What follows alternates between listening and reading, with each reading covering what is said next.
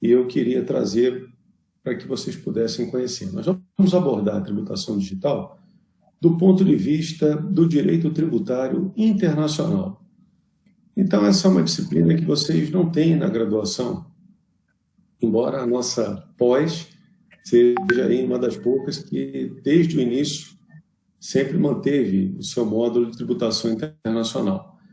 E qual é a importância disso, gente? Nós estamos vivendo uma economia globalizada, isso já está mais do que manjado, mas, sobretudo agora, digitalizada. E isso modificou completamente as bases, a dogmática do direito tributário. Eu vou tentar ser breve, né, para passar alguns princípios para vocês. Então, vocês podem imaginar que o direito tributário, gente, do ponto de vista internacional, toda a lógica dele, estrutural, tem aí cerca de 100 anos, mas ganhou fôlego mesmo no pós-Segunda Guerra. Então, metade do século passado para cá. Vamos comparar 2020 com 1950, mais ou menos, 45, 50. Olha a diferença da economia, olha a diferença da atuação das grandes multinacionais, transnacionais, e veja, reflita, assim, rapidamente, se o nosso arcabouço tributário deve ser o mesmo daquela época, ou pode, naturalmente, ter ajustes, ou deve ter esses ajustes, inclusive. Só que a velocidade dessas mudanças, recentemente, tem sido realmente absurda, porque a digitalização, claro que a globalização já trouxe mudanças, mas a digitalização, ela tem trazido ainda mais desafios. Para vocês terem uma ideia, gente, qual é a lógica de tributar alguém, por exemplo, um fato que aconteça fora do Brasil? Será que o Brasil pode alcançar um fato que aconteça fora da nossa jurisdição? Quando a gente fala em jurisdição, todos vocês já pensam em território, porque existe uma ligação forte com a questão da soberania. Está correto esse raciocínio? A gente pensa nos limites da nossa territorialidade. E isso é um raciocínio que deriva, que tem origem na teoria da soberania do Estado. Exatamente esse ponto vem sofrendo uma modificação muito grande. A soberania, do ponto de vista tributário, tem sido cada vez mais, digamos assim, relativizada. É claro que para vocês, estudantes de direito, a gente tem aquele conceito forte, soberania, Jean Baudin, mas a verdade mesmo, hoje em dia, ninguém toma decisão econômica nem tributária sem observar o que acontece ao redor. Então, não é bem assim, eu quero fazer do meu jeito, né? Eu preciso ver o que eu posso fazer dentro do cenário internacional econômico tributário. É mais ou menos isso que eu estou querendo dizer a vocês. Tá? Então, como é que a gente alcançava esses fatos acontecidos, por exemplo, fora da nossa jurisdição? Ele tem que ter alguma conexão com a gente aqui. E a gente chama isso, doutrinariamente, de elemento de conexão, um nexo, um link genuíno desse fato com a gente. Por exemplo, pessoal, imagine você que um francês auferiu renda na França. Será que o Brasil pode tributar o imposto de renda desse francês? O sujeito é francês, auferiu renda na França. Será que o Brasil cobraria dele o imposto de renda? Não, não tem nenhum link com a nossa jurisdição. Agora veja, uma empresa francesa auferiu renda no Brasil. Mudou. Ela continua lá na França. Mas alguém do Brasil remeteu um pagamento para ela. A fonte da renda dela é brasileira. Nesse caso, pessoal, tem um link genuíno, que a nossa soberania, né, nesse caso, tributária, permitiu que o legislador definisse, olha, nesse tipo de situação, mesmo sendo estrangeiro, mesmo sendo não residente no Brasil, se oferir renda aqui, se a fonte do pagamento da sua renda for no Brasil, o Brasil vai tributar.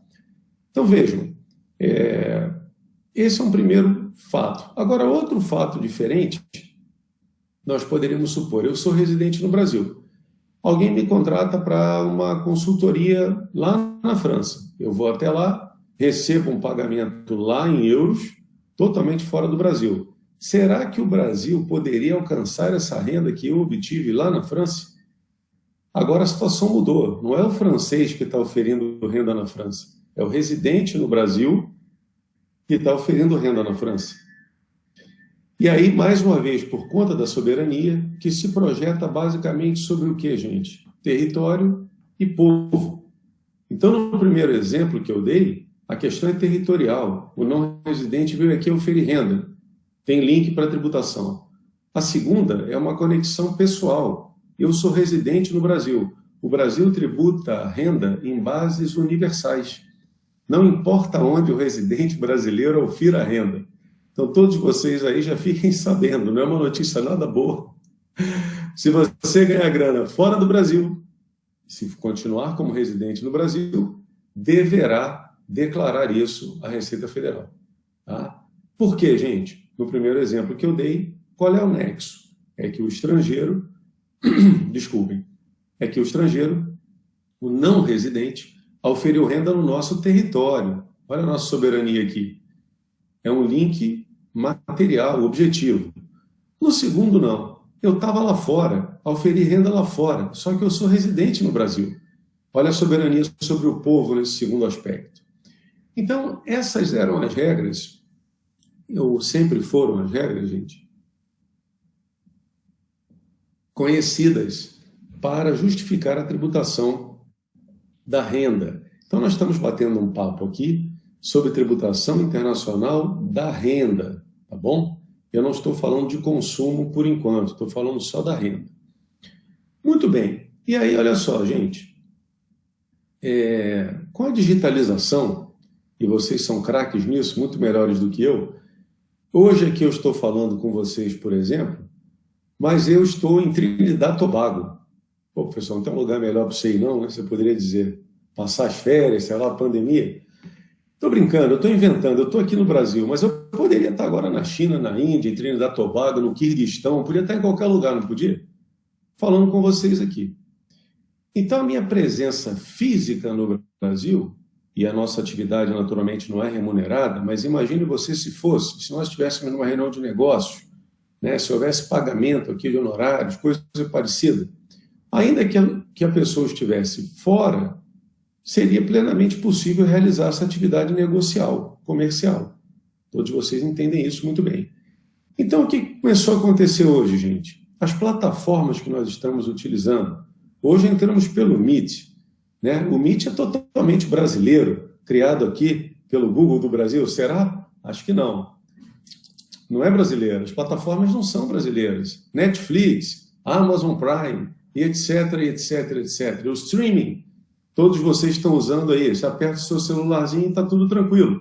Mas de onde é que está vindo, na verdade, quem é, na verdade, a empresa que está oferindo renda através da exploração do mercado brasileiro nesse caso? Será que ela está localizada no Brasil? Provavelmente não está. Nós sabemos que há filiais ou braços do Google aqui, por exemplo, no Brasil existe, mas seja como for, eles não estão fisicamente em todo o mundo, mas virtualmente estão. Então aí que está o grande lance. O que começou a acontecer, pessoal? Nesse comércio de hoje em dia, o que nós chamamos de desmaterialização. Vocês perceberam que nos exemplos que eu dei, para o Brasil tributar as duas situações, foi preciso, no primeiro caso, que viesse aqui obter a renda, mesmo sendo não residente, e no segundo, o fato de eu ser residente no Brasil, não importa onde eu esteja. Se eu pensar nas pessoas jurídicas que lidam com receitas advindas do comércio digital, do e-commerce, por exemplo, essas empresas não precisam estar fisicamente no local de produção delas.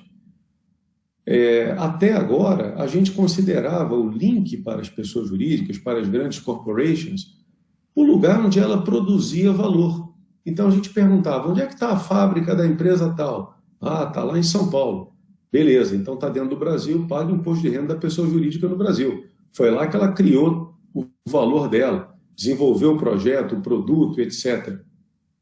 Onde está a empresa Y? Ah, está lá na França.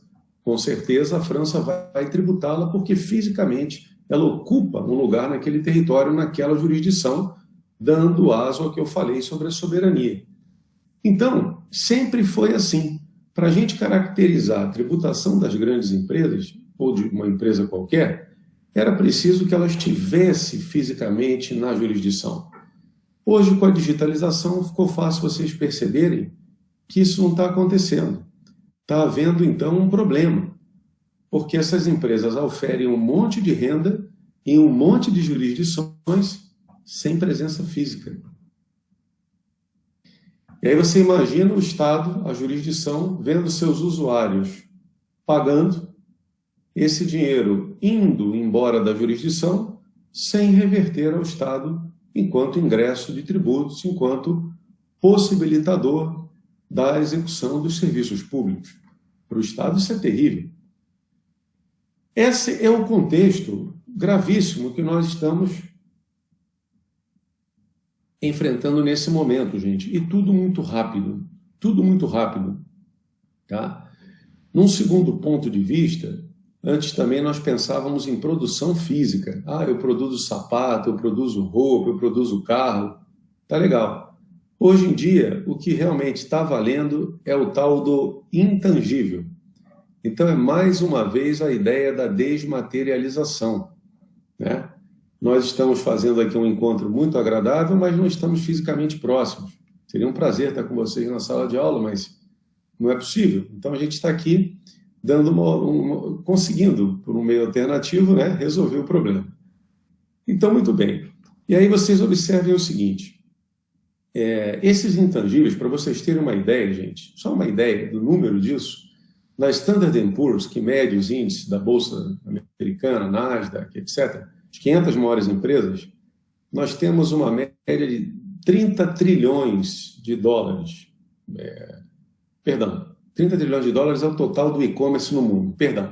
Da Standard & Poor's, 80% dos ativos lá representam intangíveis. Eu estava falando dos intangíveis. Então, é isso que eu quero dizer. É um volume assustador, 80% só de intangíveis.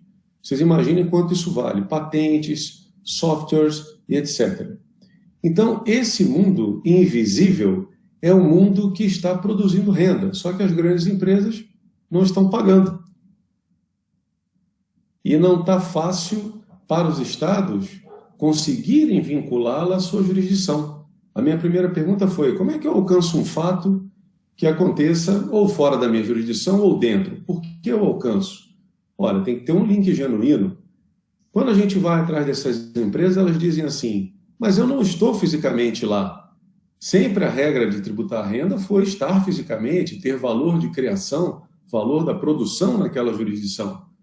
E hoje nós não temos isso. Essas empresas, elas são, na verdade, invisíveis.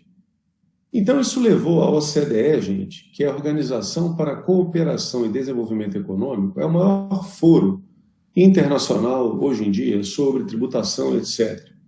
O Brasil, inclusive, é candidato a membro e o seu processo de ingresso está sob análise. É um processo lento, consome aí um bom número de anos, tá? Mas o Brasil fez o pedido e está sendo avaliado pela OCDE. Muitos ajustes da legislação da tributação brasileira estão sendo promovidos para tornar o país mais adequado à realidade internacional. Mas vocês sabem que, ao mesmo tempo, internamente, estamos discutindo uma reforma tributária. Esse é um outro assunto. Só estou mostrando que são muitos os ajustes para que o Brasil possa realmente tornar-se mais atrativo aos negócios internacionais sem perder a arrecadação devida à condição, por exemplo, de tributar essas grandes empresas. Elas têm muita força política, naturalmente, né, para alocar os seus recursos. Então, especialmente os países em desenvolvimento, têm que ter muita atenção. Bom, a OCDE, pessoal, preocupada com isso, portanto, ela, na verdade, historicamente, foi o resultado de uma organização europeia, mas ela tem um foro hoje que engloba praticamente o mundo todo. Nesse trabalho, nós chamamos de estrutura inclusiva, Inclusive Framework. São 137 países. O Brasil é um dos líderes desses trabalhos. Tá? O Brasil atua com bastante intensidade. Então, esse Inclusive Framework, ele vem trabalhando 15 ações que nós chamamos de BEPS, Base Erosion and Profit Shifting. Quer dizer, evitar a mudança do lucro que desgasta a base de arrecadação do Estado. Porque o que está fazendo a empresa, se ela tem oportunidade no mundo todo, uma multinacional, se esse país tributa 35%, esse aqui tributa 15%, ela vai tentar deslocar o lucro para cá. Profit Shifting, é isso. Só que quando ela faz isso, mas usa o mercado desse, que tributa 30%, esse está tendo uma erosão da base de arrecadação, está arrecadando menos. Então, a campanha que envolve 15 ações, chamada Plano BEPS, visa evitar o desgaste das bases de arrecadação das jurisdições onde há efetiva atividade das multinacionais, que estão praticando o tal do profit shifting, da mudança do lucro para jurisdições que não tributam ou tributam muito pouco. São os famosos paraísos fiscais. No tax ou low tax. Tá bom? Não há tributo ou há tributo muito baixo. Não é o caso do Brasil, que o Brasil é um país de pressão fiscal alta. Tá? Então, para evitar tudo isso, a primeira das ações do BEPS, gente, se chama exatamente, aqui eles, na verdade, em inglês que está lá escrito, mas vamos traduzir aqui, desafios tributários, né, que são decorrentes da digitalização. Essa é a primeira ação, tem 15.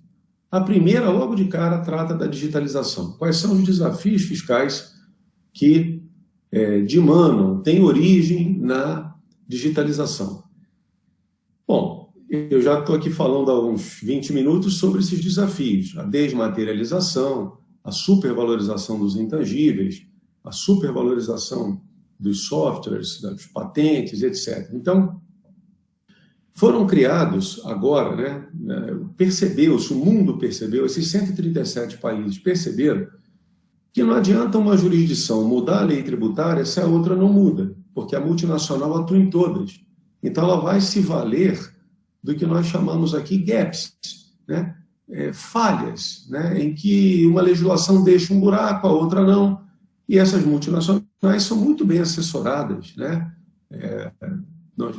Há escritórios, há grandes, nós chamamos de Big Four, por exemplo, alguns desses que têm assessoria mundial, estão presentes em todos os países, né? Ernst Young, KPMG, por exemplo, além de outros que têm acesso também a informações de primeira qualidade. Então, elas costumam estar muito bem informadas sobre a legislação de todo o mundo. Como é que está a legislação lá em Trinidad e Tobago? É interessante? Como é que está a legislação lá na Colômbia? É interessante? Na Índia? Na Indonésia? Eles vão avaliando.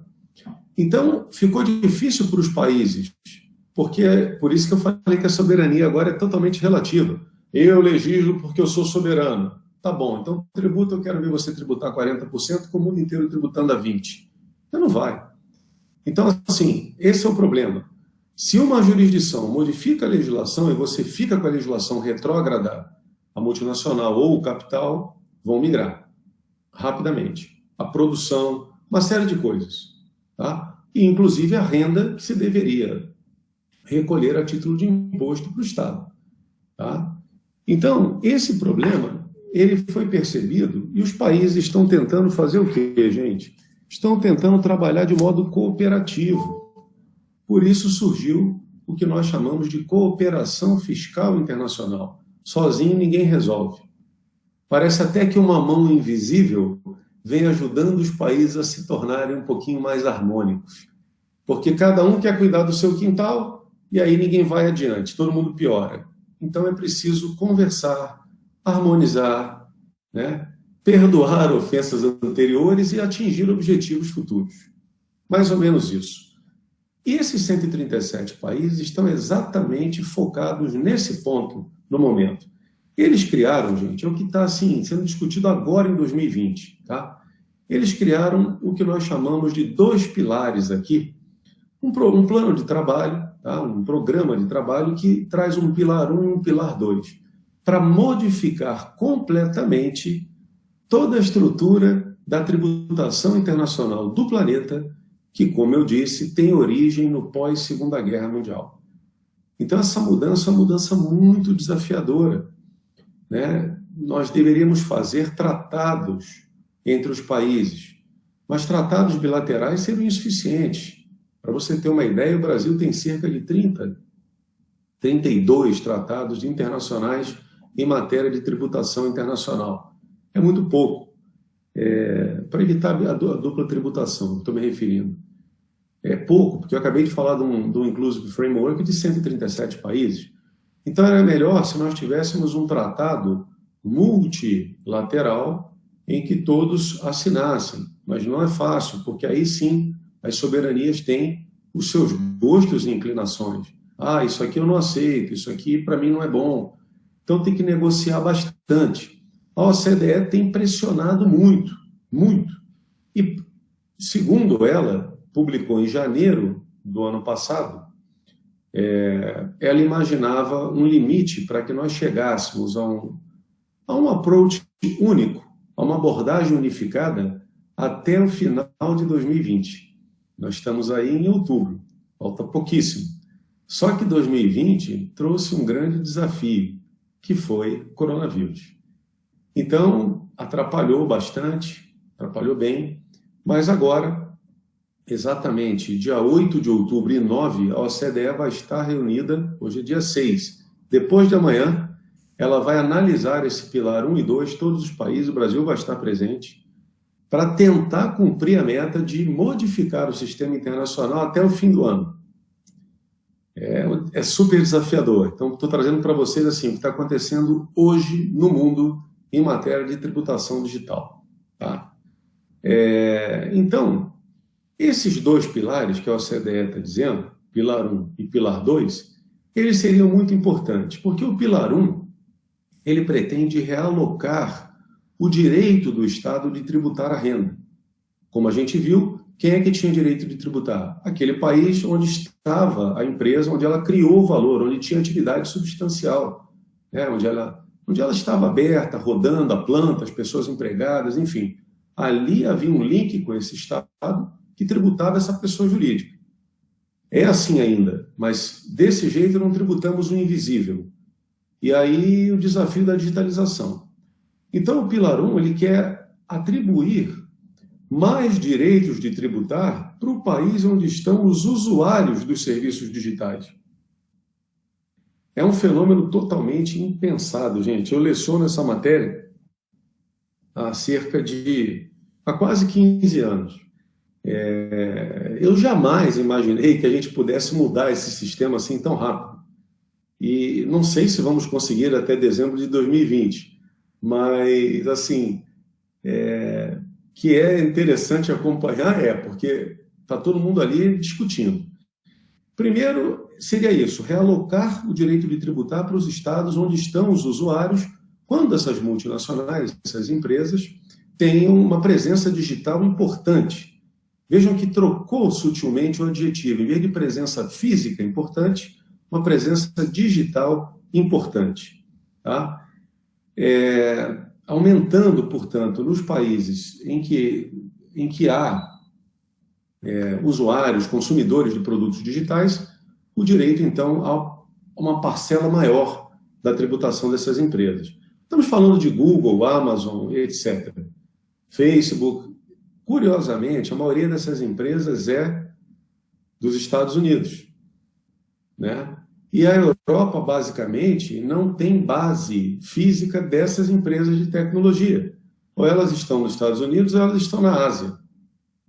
E a Europa consome um monte. Então, o europeu levantou a mão e falou assim, não quero mais isso. E começou a pressionar dentro da OCDE. Chamou os países em desenvolvimento todos, né? Brasil, Índia, etc. E nós estamos lá, então, tentando modificar isso. Esse é o primeiro pilar, tá? O segundo pilar funciona como uma espécie de global anti-base erosion, vamos dizer assim, uma anti-erosão da base global. Porque no segundo pilar, uma vez que esteja definido quanto de lucro dessa multinacional vai ser tributado por esse estado onde estão os usuários, caso nós tenhamos na legislação doméstica dos vários países alíquotas diferentes, e isso pode acontecer, porque isso cabe ao legislador doméstico, é realmente um caso de soberania. O que pode acontecer é que elas desloquem os seus lucros, as multinacionais, para jurisdições de baixa carga fiscal, baixas alíquotas. Aí a medida 2, o pilar 2, faz o seguinte: se ela se alocar num país de baixa alíquota, o sistema traz uma tributação em nível mínimo. Os outros vão tributar aquilo que o estado de fonte dela não tributar.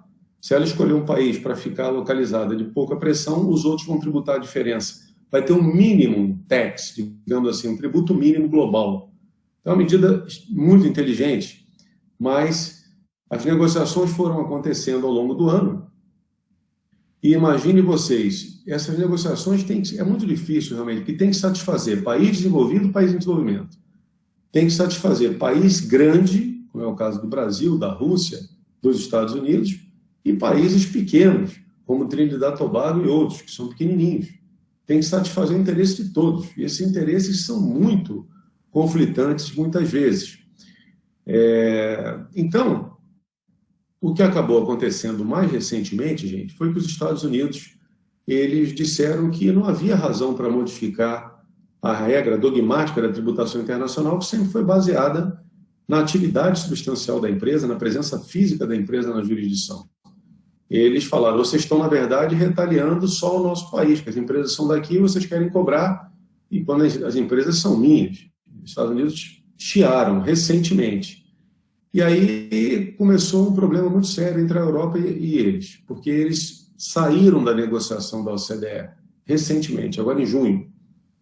Isso foi muito ruim, porque uma negociação mundial sem os Estados Unidos, especialmente sobre economia digital, corre o risco realmente de naufragar. Mas,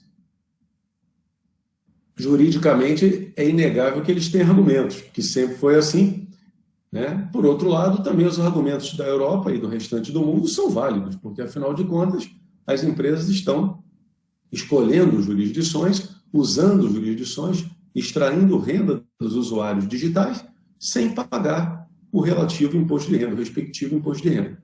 Então, nessa situação, gente, que nos encontramos hoje, eu ainda tenho aqui 10 minutos, eu vou concluir e fazer um link com o Brasil para a gente poder acabar esse nosso bate-papo. Vocês estão entendendo bem até agora, e eu dizia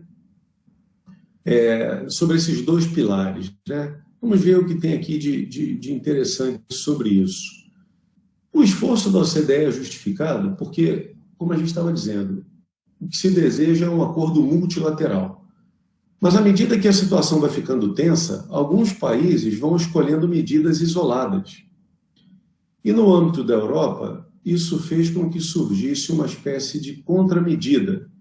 Eles estão discutindo em grupo, depois de amanhã vai estar todo mundo lá no encontro da estrutura inclusiva da OCDE, mas alguns países, isoladamente, seus respectivos parlamentos, resolveram criar uma nova modalidade de tributo, que se chama Digital Services Tax, um imposto ou um tributo sobre serviços digitais. Não tem nada a ver com isso que nós ouvimos aqui no Brasil agora, uma espécie de CPMF digital que o governo encaminhou ao parlamento. Não é isso. São serviços digitais mesmo. Cobrar, por exemplo, por propagandas nos sites. Então, as plataformas deveriam recolher para o país onde elas estão alocando para terceiros, veiculando para terceiros as comunicações. Então, o país cobraria delas. Elas ficariam como um agente de retenção do Estado desses tributos. É uma medida interessante.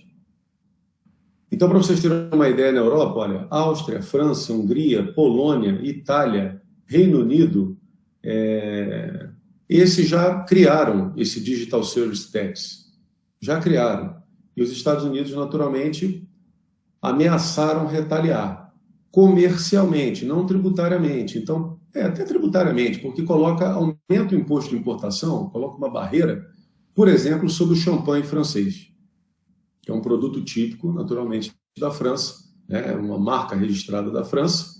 Então, os Estados Unidos falam: então você não vai vender, para vender aqui, vou cobrar um imposto de exportação muito maior. Isso é uma retaliação por conta de a França ter criado esse Digital Service Tax na escala de 3% sobre várias receitas digitais. As alíquotas têm variado entre 2% e 7,5%, mas são medidas unilaterais, elas fogem. Para o Pilar 1 dar certo, né, a gente ter uma nova alocação para onde estão os usuários, e no Pilar 2, por via de consequência, termos aquele mínimo nível porque o sistema se compensa e outras jurisdições podem cobrar aquela diferença. Para isso tudo dar certo, não dá para a gente navegar,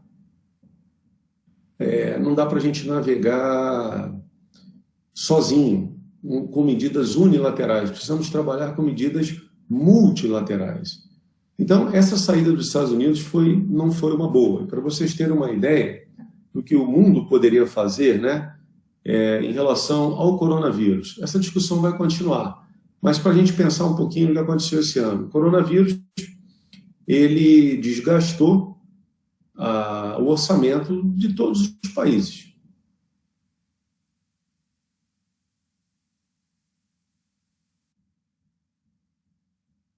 No começo do ano, e agora, então, ela é realmente uma situação dramática do ponto de vista fiscal. Quando eu digo do ponto de vista fiscal, estou falando do orçamento, receita e despesa pública. Tá? O Brasil não tem receita suficiente para as despesas públicas previstas em lei. Isso desde 2014. 14, 15, 16, 17, 18, 19, 20 e, naturalmente, 21.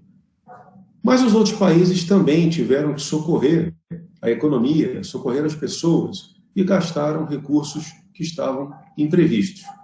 Para esse pacote de ajuda, eles precisam recompor a base de arrecadação. Todos os países estão pensando nisso. Então, por isso essa preocupação. Se você não fizer multilateralmente, eu vou criar um imposto próprio e a multinacional vai pagar aqui dentro. É mais ou menos isso. Mas isso é uma medida, digamos assim, muito pouco amistosa. Né? Muito pouco amistosa. Então, preocupa-nos bastante que alternativas o mundo teria para a recomposição das suas bases de arrecadação. Fala-se muito em valorizar agora, rapidamente, os green taxes, os impostos ambientais. Tá? Eles estavam aí, nunca foram tão importantes do ponto de vista da arrecadação, mas pode ser que eles cresçam a partir do ano que vem. Né? Emissão de carbono, tributar isso daí seria, por exemplo, os tributos verdes, né? Com o objetivo de financiar. No caso da Europa, por exemplo, só o Conselho Europeu, para atender o coronavírus, gastou 750 bilhões de euros. Bilhões de euros. Então, assim, se nada for feito, não vai ficar bem no ano que vem. Precisa realmente, rapidamente, de uma medida efetiva. Então, muito bom seria se a economia digital pudesse ser alcançada, mas não é tão fácil assim, em virtude do que eu disse. Esses Digital Services Tax, impostos de serviços digitais, são medidas unilaterais. O sucesso do Pilar 1 é o oposto da imposição de uma medida unilateral, imposto sobre serviços digitais, né? É o oposto. E, por fim, gente, eu queria dizer o seguinte, essa é a visão do mundo. Para a gente pensar um pouquinho no Brasil nesses 5 minutos que me faltam, eu queria dizer o seguinte, no caso do Brasil, nós temos um sistema tributário que decorre basicamente aí dos anos 60. Muito embora a Constituição de 88 tenha trazido muitas modificações, o nosso ICMS tem gênese em 67. Tá? No ICM da época, passou por algumas alterações, mas está aí até hoje e é um imposto individualmente que mais arrecada no Brasil. Tá? O que acontece? Esse ICMS ele está na competência dos estados. Quem arrecada e quem cria o ICMS é o estado de São Paulo, o estado do Rio de Janeiro, o estado de Minas Gerais e por aí vai. Por outro lado, esse Szinho do ICMS só quer dizer alguns serviços, comunicação apenas e transporte interestadual e intermunicipal, só. Se for um transporte internacional ou intramunicipal, não cabe ICMS. Há um outro imposto que grava os serviços, chamado ISS, Imposto sobre Serviços, que é da competência dos municípios. Portanto, nós temos aí 5.570 ISS espalhados pelo Brasil. tá bom? E mais 27 ICMS. Então, coitado do empresário e do seu assessor tributário, do seu contabilista, ou seja lá quem for, porque é um risco muito grande. Nós estamos no Brasil, enquanto a OCDE, enquanto eu acabei de contar para vocês o que vai acontecer depois de amanhã, na reunião mais importante dos últimos anos em matéria de tributação da renda internacional, da economia internacional, nós no Brasil estamos discutindo se o streaming é ou não é, afinal de contas, um serviço tributado pelo ISS ou poderia ser uma nova forma de mercadoria tributada pelo ICMS. Então, o Estado cobra, o município cobra, o contribuinte vai à justiça. Né? Isso tudo leva ao litígio, onera a administração pública, onera o empresariado, que, por sua vez, desaquece a economia. É óbvio, são custos que poderiam estar sendo gerados, aproveitados para a qualidade da produção ou para a empregabilidade. Nós estamos com problema de empregabilidade desde 2014 também. Então, não resolvemos isso? Então, são situações que precisamos pensar. Não é mais tempo de discutir isso. Tem solução? Tem. Eliminar isso e criar um IVA, que é um imposto sobre valor adicionado, como acontece na Europa. O imposto sobre valor adicionado, não importa se é serviço, se é mercadoria ou se você não sabe definir. Tem IVA na cobrança. Então, hoje não é assim. Isso aqui eu pago no município ou pago no Estado? Não sei. Pergunta para o juiz.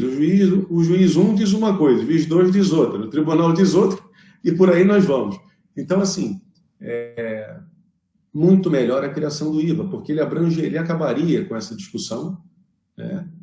E as propostas que nós temos hoje, duas basicamente estão aí. Uma é a PEC 110, que está no Senado, que já propunha isso inicialmente. Depois, essa proposta foi repetida pela 45 de um modo um pouco diferente. Tá? A 110 é até mais abrangente, porque ela acaba com 9. Na verdade, 7, porque o governo federal já propôs a unificação do PIS e da COFINS por um IVA chamado CBS. Então, isso já está proposto pelo governo federal. Então, essa proposta, ao invés de 9 tributos, ficaria com 7, porque o PIS e COFINS eram contemplados, mas já foram agora abrangidos pela reforma federal. Então, mesmo assim, imagina tirar 7 tributos para trocar por um. É para ficar feliz, não é? É isso que a gente está tentando. Mas outras propostas têm também ganhado peso, né, mais recentemente. E eu não estou sentindo aqui no Brasil, não pela questão jurídica das propostas, mas pela questão política dos estados e dos municípios, que são muitos, especialmente esse ano, com a eleição para prefeitos, eu não estou acreditando num consenso político municipal. São milhares de entes de competência municipal para tributar e não vejo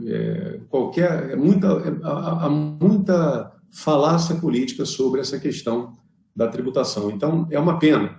Juridicamente, as propostas elas têm pontos falhos, mas o básico seria criar o IVA. Isso seria o básico. Depois de termos um IVA, aí nós podemos pensar em tributar a economia digital de uma forma melhor ainda. Mas sem o IVA, da forma como nós estamos, aí fica muito difícil. A gente está bem atrás nesse ponto, com muita burocracia e muito cacique para pouco índio. Paga para a União, paga para o Estado, paga para o município.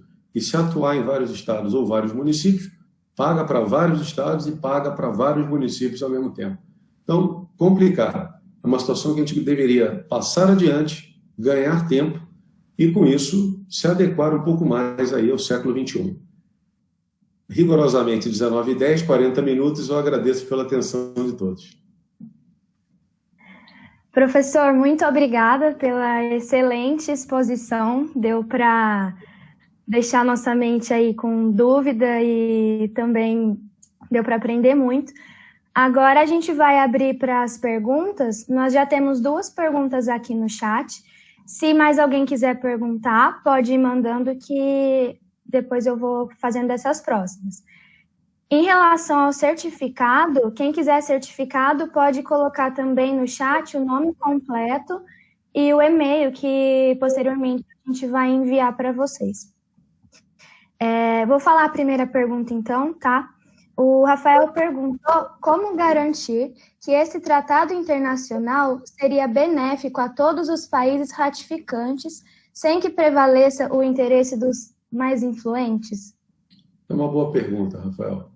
O que acontece? Bom, daí, gente, a pergunta do Rafael é uma pergunta típica de direito internacional público, tá?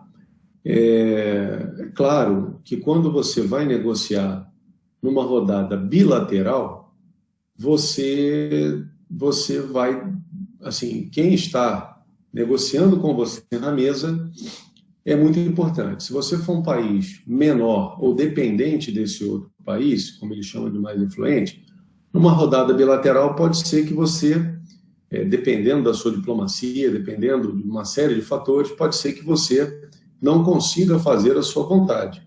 Mas veja, você não é obrigado a assinar. Não é obrigado a assinar. É claro que aqui nós estamos diante do que nós chamamos de negociação. Essa é a primeira fase do tratado. A primeira fase para a assinatura de um tratado internacional é justamente a de negociação.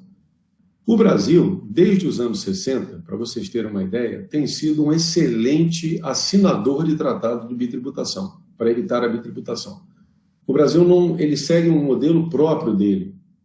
E isso aí se deve realmente às autoridades brasileiras, tanto da Receita Federal quanto do Itamaraty, que ao longo desses anos não cederam às pressões da OCDE, e o Brasil falou assim, eu vou fazer do meu jeito. Então o Brasil é diferente. Por isso que agora, inclusive, a OCDE está tendo um bom trabalho, porque, e o Brasil também, para adequar as suas normas de tributação internacional ao modelo vigente.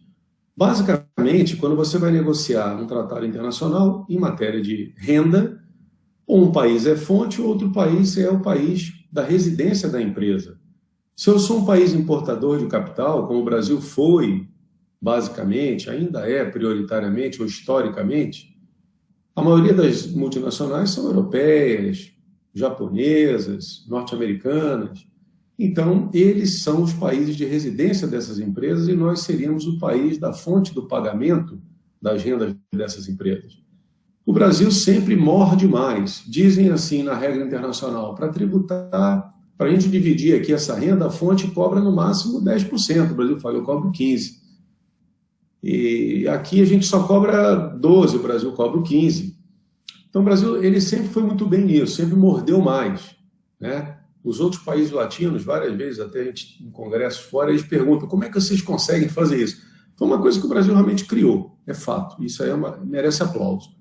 Mas nós estamos falando aqui, Rafael, num tratado que é multilateral. Então, nessa estrutura inclusiva, a relação é um pouco diferente, porque o peso, pela quantidade que ali está, né, e a representação justamente dos países que têm usuários. O Brasil está cheio de usuários, ainda é um país em desenvolvimento, né? É um dos maiores consumidores aí de tecnologias digitais, é um mercado consumidor grande. Então, ele precisa realmente reagir, né? E o Brasil tem feito essa parte, liderando o grupo do G20, né? Juntamente da Índia, ao lado da Índia, liderando os países em desenvolvimento nesses pleitos. Tá? Então, assim, eu considero que o Brasil tem feito um bom trabalho nos últimos anos nessa seara. Mas, de um modo geral, os países africanos estão incluídos, são todos convidados, inclusive a equipe da OCDE vai até lá para ensiná-los a criar os mecanismos de arrecadação. Eu mesmo já participei de pesquisa no exterior com eles, né, discutindo, debatendo para que possam criar os institutos que nós já criamos. Então, eu diria o seguinte, nessa ordem internacional, nesse objetivo específico de tributar o invisível, a maioria está na frente, tanto que os Estados Unidos se acuaram e saíram da discussão. Eles ficaram isolados, porque o argumento deles, sempre foi assim. Tudo bem que sempre foi assim, mas o mundo mudou, a economia digital mudou, né? É a mesma coisa, você está no relacionamento e está ruim, está 30 anos do mesmo jeito. Aí você fala, muda, a pessoa, mas sempre foi assim, tá, mas estou te pedindo para mudar há 30 anos. Então você vai dar o próximo passo ou não vai? A questão é essa. Sempre foi, mas não é mais. Agora mudou. Então, o argumento dos Estados Unidos, eu até entendo, juridicamente ele está correto, é o que vige hoje no direito. Eles não estão argumentando nada fora do direito. Por outro lado, nós estamos querendo mudar o direito. Estamos querendo, em vista da realidade econômica, e é para isso que serve o direito, não é? À medida que a realidade dos fatos se modifica, o direito se modifica. Então, nós estamos pensando em um novo direito aqui. Essa é a questão. Então, Rafael, a sua pergunta é boa, mas eu acredito, e isso pode acontecer, por isso que eu expliquei aqui na questão do bilateral, mas nesse multilateralismo, a ideia é favorecer justamente os menores, aqueles em que há consumo de dados digitais, mas não há presença física de multinacionais lá. Então, eles vão poder arrecadar mais. É para defender essa ideia, nesse ponto específico. Muito obrigada, professor. A próxima pergunta é do Luiz, e ele diz assim: é possível vislumbrar um impacto no mercado de capitais a partir dessa mudança? No mercado de capitais? Isso. Em primeiro lugar, deixa eu dar um abraço no meu querido Luiz de Góes, o meu amigo, que é uma surpresa muito grata ele estar aqui com a gente. Obrigado, Luiz, por você ter vindo. Eu que agradeço. Valeu. Se é possível vislumbrar o impacto no mercado de capitais? Eu acredito que não há um link direto, mas de uma forma ou de outra, isso impactaria. Porque, veja, como nós dissemos há pouco, os intangíveis hoje representam praticamente 80% do valor dos ativos em bolsa, das principais empresas no mundo. Se elas conseguem, hoje elas estão, na verdade, passando por alguns problemas que nós temos chamados de tax shaming, tipo vergonha fiscal. Houve retaliação na rua em vários países pelo fato dessas empresas não estarem pagando. É bem verdade que elas estão oferecendo serviço, nós estamos usando, mas elas já tentaram, de um certo modo, se adequar a isso um pouco mais. Essa pressão fez efeito. Até fugindo do campo das digitais, até a Starbucks entrou nessa também.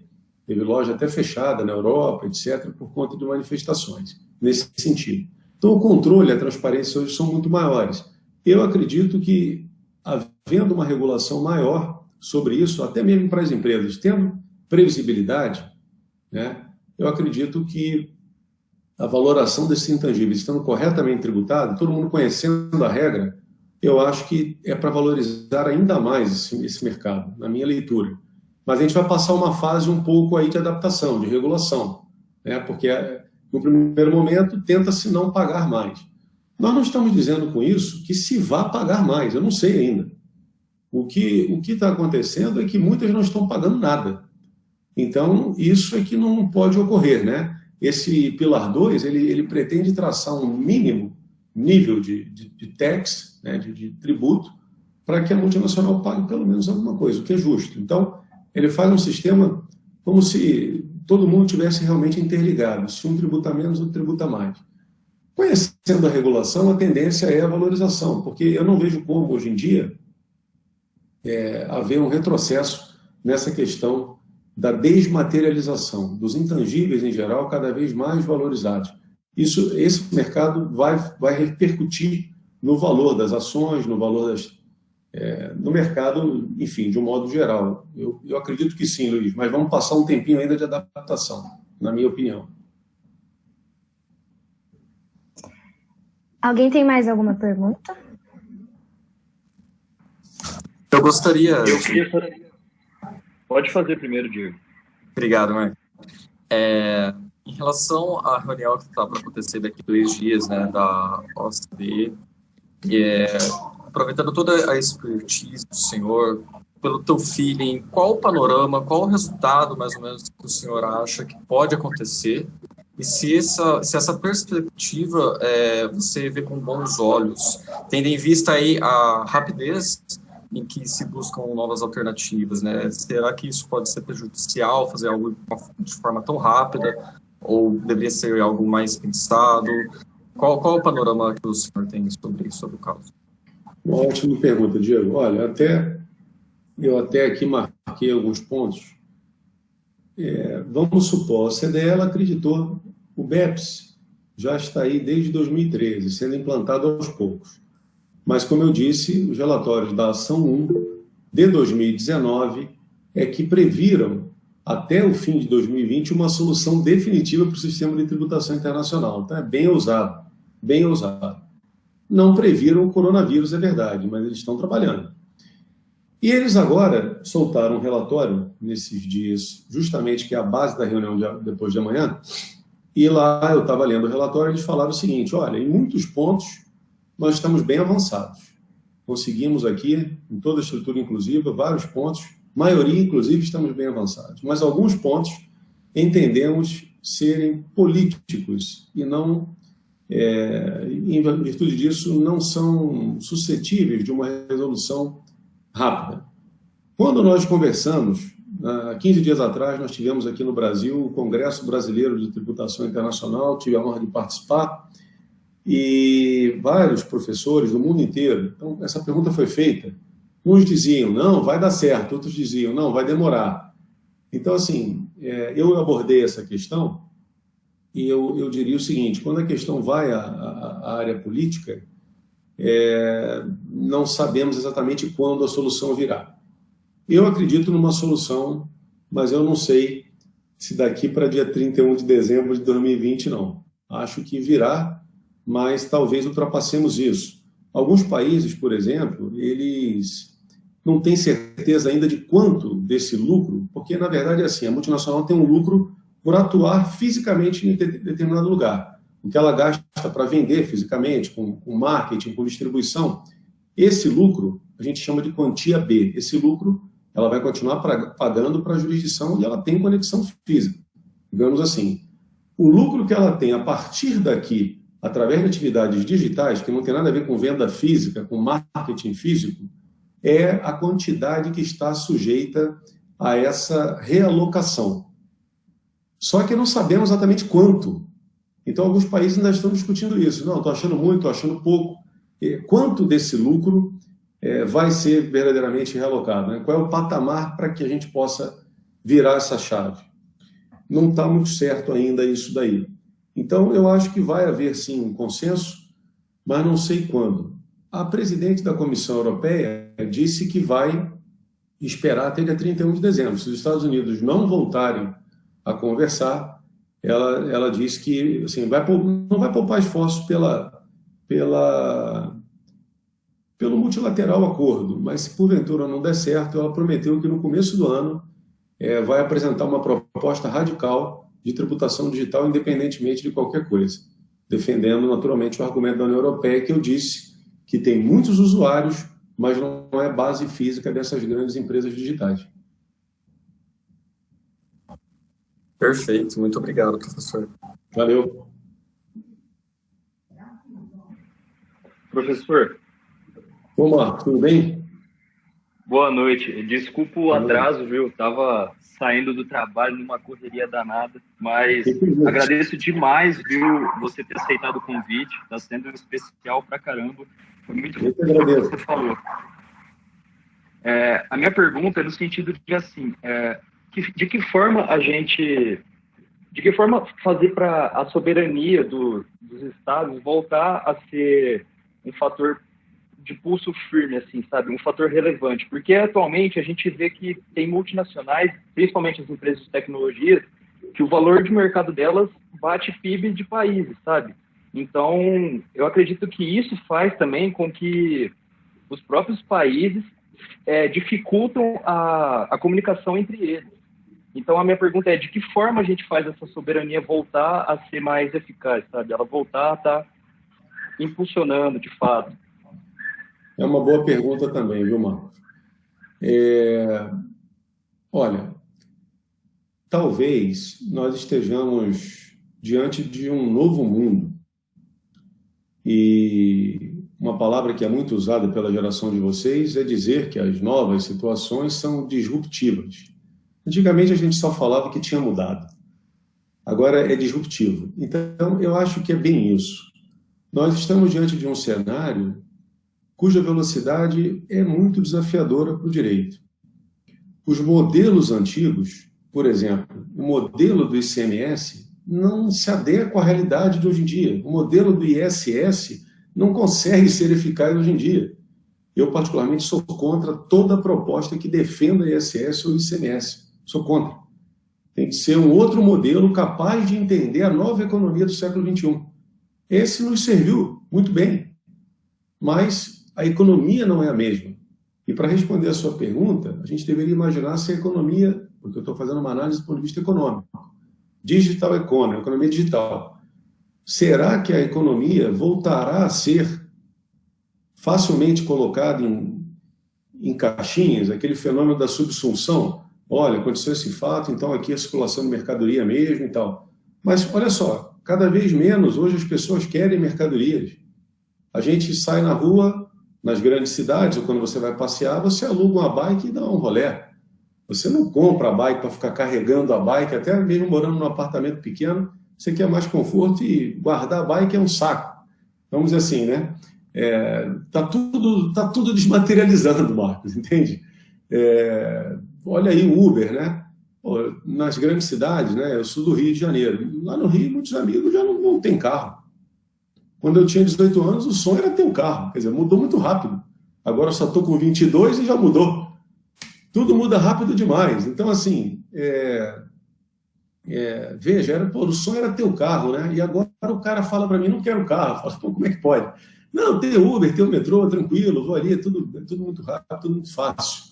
É verdade, aqui a gente morando na região de Campinas, o veículo é importantíssimo, é diferente. Mas em algumas cidades, inclusive em outros países, cidades que são bem servidas de serviços públicos, as pessoas não querem mais o veículo próprio. Ah, vou passar o final de semana, vou para a montanha, te aluga. Vou para a praia no fim de semana, o cara aluga.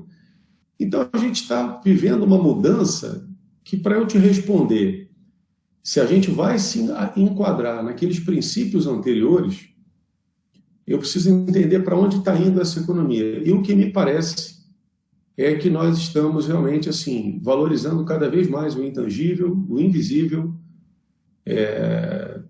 O nosso encontro de hoje não nos deixa mentir, estamos aqui baseados na tecnologia. E eu acho que, inclusive, esse sistema vai se impor, mais cedo ou mais tarde. Talvez até a pandemia tenha acelerado esse processo.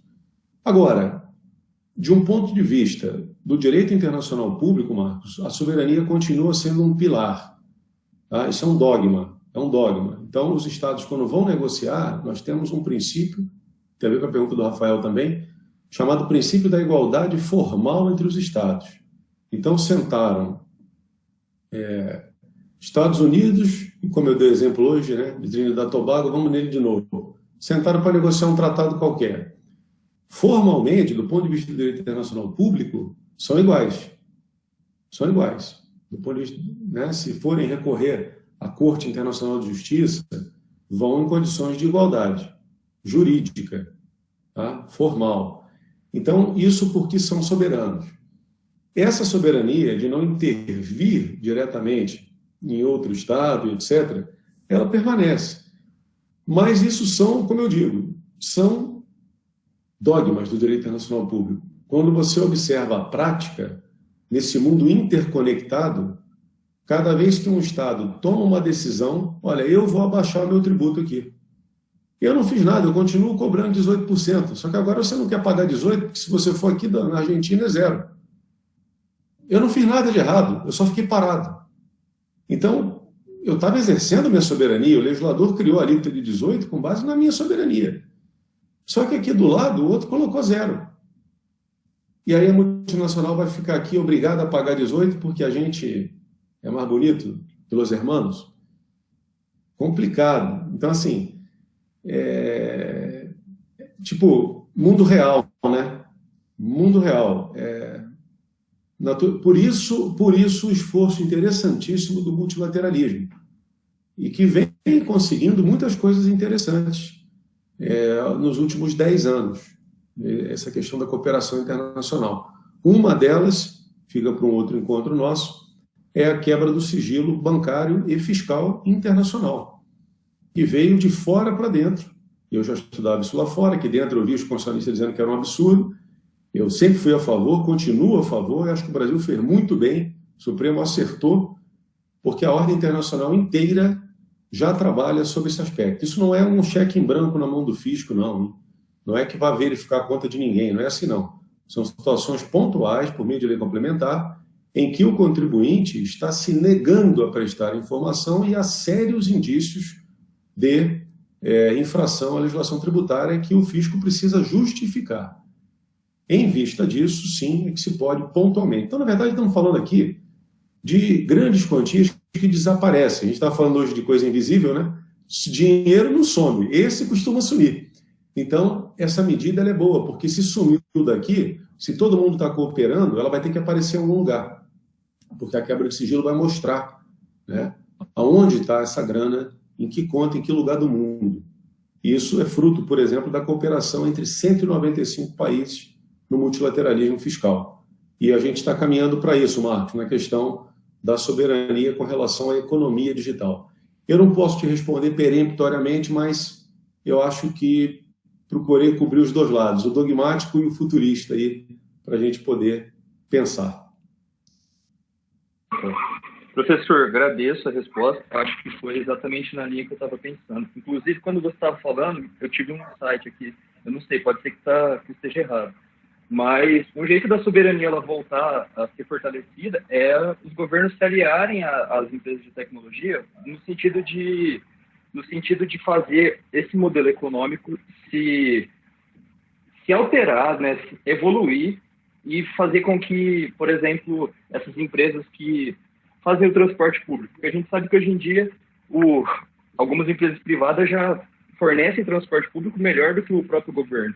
Então, você se aliando a eles é um jeito de você voltar a fazer o seu modelo econômico funcionar junto com a sua soberania nacional, né?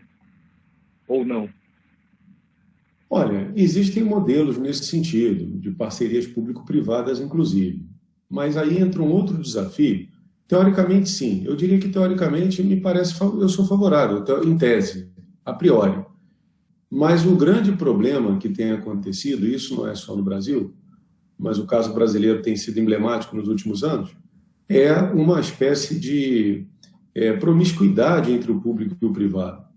E isso precisa ser combatido para que realmente um acordo, como você cogitou, possa prestar-se ao fim que lhe dá causa, que é exatamente melhorar a vida das pessoas.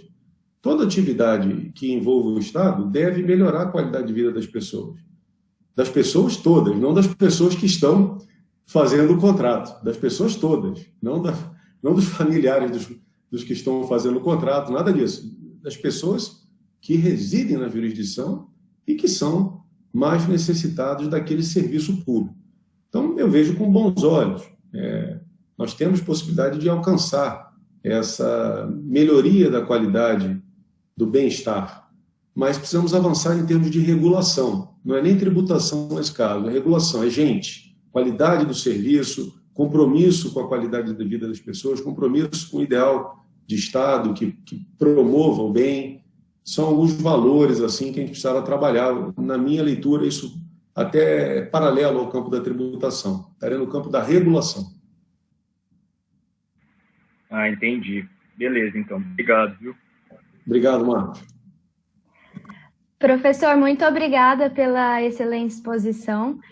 Aprendi muito, tenho certeza que todo mundo que está aqui essa noite também aprendeu muito. E fica aí o nosso convite, então, para um próximo encontro, para uma próxima discussão sobre esses tantos temas que a gente ainda tem para conversar, né? Com certeza, já está aceito. Então, acho que é isso, gente. Se alguém, a gente já está no horário, né? Mas se alguém, de repente, tiver mais alguma pergunta, alguma consideração. George, professor, desculpa, sei que o horário já está apertado, mas em relação à resposta dada à excelente pergunta do meu grande amigo Marcos, né, em relação à quebra de sigilo bancário e à possível identificação de em que país está o dinheiro, o senhor acha que isso pode ser favorável, ser um facilitador em relação aos crimes contra a ordem tributária, em relação à omissão, declaração falsa de tributo? É favorável? Ajuda? Sem dúvida, ajuda muito, porque você, na verdade, sufoca a evasão, né? Se você aqui, a pessoa retira o dinheiro daqui, coloca num lugar que é opaco, né? Não é transparente do ponto de vista fiscal, você não consegue saber. Foi assim durante muito tempo, né? Um caso emblemático nosso aqui tem vários casos, né, que a gente poderia citar. Mas um deles, o caso do ex-presidente da Câmara, o Eduardo Cunha, ele, inclusive, perdeu o cargo. Até uma situação interessante no Brasil, até digo isso às vezes em sala de aula. Ele perdeu o cargo por quebra de decoro. Isso que é o curioso. Ele não perdeu o cargo por ter praticado o ato, por exemplo, reprovável, né? Mas por ter mentido para os pares, quando perguntaram a ele, você tem dinheiro no exterior? Ele falou, não. Ele estava se garantindo num paraíso fiscal opaco. Mas aí, mãos invisíveis, que a gente já falou hoje, revelaram o escândalo do vazamento chamado Panama Papers. E aí tinha uma série de brasileiros. Então, quando foi entregue aquilo ao governo brasileiro, o Brasil foi lá cotejar os dados, que eram criptografados. Bingo! Encontraram lá um tal de Eduardo Cunha com milhões e milhões numa conta no exterior. Então, assim, você mentiu para a Câmara, então você perdeu o carro. E aí ele respondeu o processo, está respondendo, mas está encarcerado até hoje. Então, veja, essa questão é fundamental para evitar a fuga de divisas e evasão de receitas. Né? Porque o mundo inteiro, se o mundo inteiro agora for transparente, esses paraísos fiscais estão acabando justamente pela ação multilateral da cooperação fiscal. Eles todos foram convocados a dar transparência. O mundo inteiro em cima deles. Então, eles mudaram bastante. Suíça, inclusive, famosíssima, estrutura bancária fortíssima. Hoje é muito mais transparente, muito mais alinhada com esse multilateralismo que nós estamos falando. A pessoa fica sem ter aonde esconder o recurso, né? E aí ela deve pagar o tributo, né? Como qualquer outro que trabalha e paga, ela deve pagar, né? E não, naturalmente, se evadir, que já é crime contra a ordem tributária, por exemplo. Perfeito, excelente, professor. Muito obrigado mesmo. Obrigado. Prazer, meu amigo. Tudo certo? Acho que é isso então, gente. Muito obrigada, professor. Muito obrigada também a todo mundo que participou, que está aqui presente. Tem bastante gente que não é do GED, isso deixa a gente muito feliz. E acho que é isso então, gente. Muito obrigada e boa noite. Muito obrigado pelo convite mais uma vez. Quero agradecer a presença de todos. Muitos amigos e alunos também aqui da pós-graduação, quero agradecer. Já agradeci ao Luiz pela visita aqui inesperada, uma bela surpresa, e a todos aqui que ainda não tive a chance de conhecer pessoalmente. Estamos à disposição na faculdade, no que vocês precisarem, para ajudá-los aí no que for possível. Um grande abraço, obrigado pelo convite, foi um prazer. Obrigado também, Marcos, pelo convite pessoalmente feito. Obrigado.